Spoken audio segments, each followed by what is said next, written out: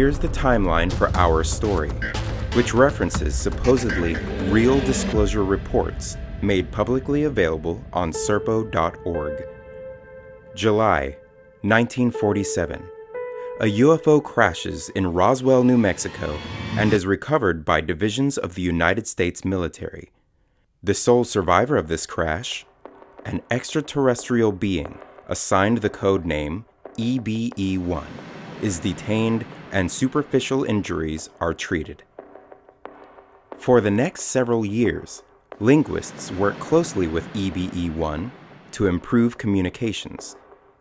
EBE-1 assists technicians in back-engineering his crashed spacecraft and is allowed to contact his home world to inform his people of the situation. Two-way long-distance communication is established with the EBE homeworld. EBE-1 suggests an exchange program between the two planets. All parties agree, and rigorous military selection and training begins. September 1961.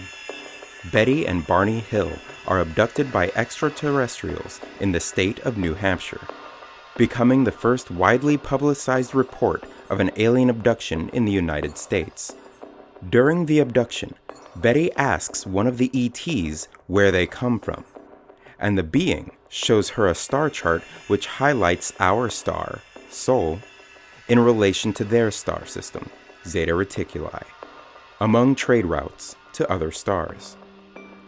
Betty remembers the star chart and draws a map after a hypnotherapy regressive session.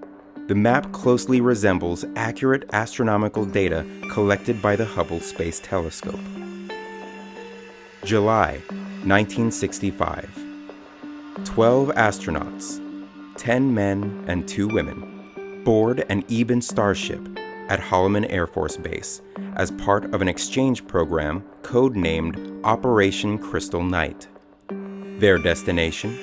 The EBE homeworld, best pronounced by humans as Serpo, the third planet orbiting of binary star systems Zeta Reticuli, approximately 38.42 light-years away. A 9-month trip using EBE technology. November 1977.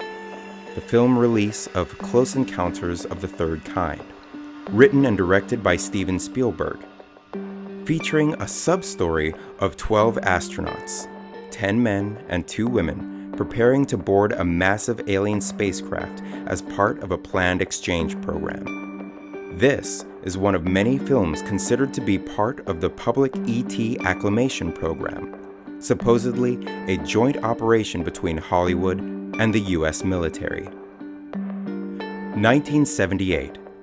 7 astronauts returned to Earth from planet Serpo, having collected volumes of data pertaining to EBE culture, history, technology, and homeworld geography. Of the original 12 astronauts, 1 died of a pulmonary embolism in transit to Serpo, 2 died on Serpo, and 2 astronauts expressed wishes to remain on Serpo. They were not ordered to return to Earth. Of the data collected, the EBEs made significant claims that they have been visiting Earth for thousands of years.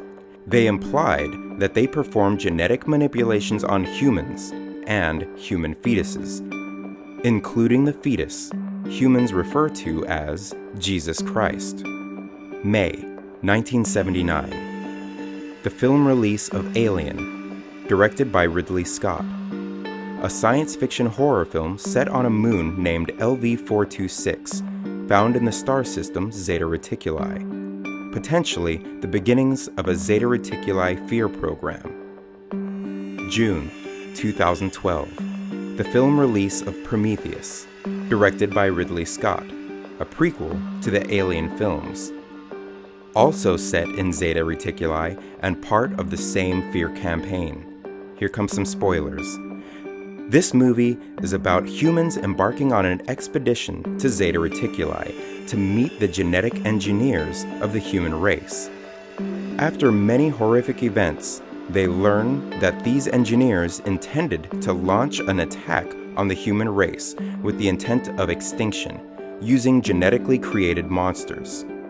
What's more, the engineers decided to destroy the human race as a direct result of humans brutally murdering Jesus Christ, an engineered human hybrid intended to teach humans to be more peaceful. Now, on to the hard facts. The binary star system of Zeta Reticuli does exist and is visible to the naked human eye in our night sky. The other stars, drawn in Betty Hill's star chart, are also visible and have previously been identified and named by astronomers. Currently, astronomers have not found proof of any planets orbiting Zeta 1 or 2. Please keep in mind, however, that the first exoplanets, meaning planets outside of our solar system, were not discovered until 1992. It wasn't until 2016 that we discovered 2 planets orbiting Proxima Centauri, and that's the closest star to us. And in 2019, we found evidence that there might be more planets in this same star system. Our means of finding exoplanets at this time are extremely limited. So finally, we have a task for remote viewers. Keeping it simple, I posed the question: are there planets around Zeta Reticuli? I carefully worded this target so as not to corrupt it with pop culture terminology and myths. Q. The remote viewer will perceive and draw a 100% accurate map or chart of the binary star system Zeta Reticuli, to include any significant astrological bodies such as stars and, if present, planets. Objective: to determine if any planetary bodies exist within the Zeta Reticuli binary star system. Q. The remote viewers will move to the optimal positions to observe, describe, and sketch the land-based characteristics and potential biological entities of any planets located within the habitable zone of the binary star system known as Zeta Reticuli during the corresponding Earth year 1968 AD only. If there are no planets within this star system, remote viewers will only perceive the 2 associated stars.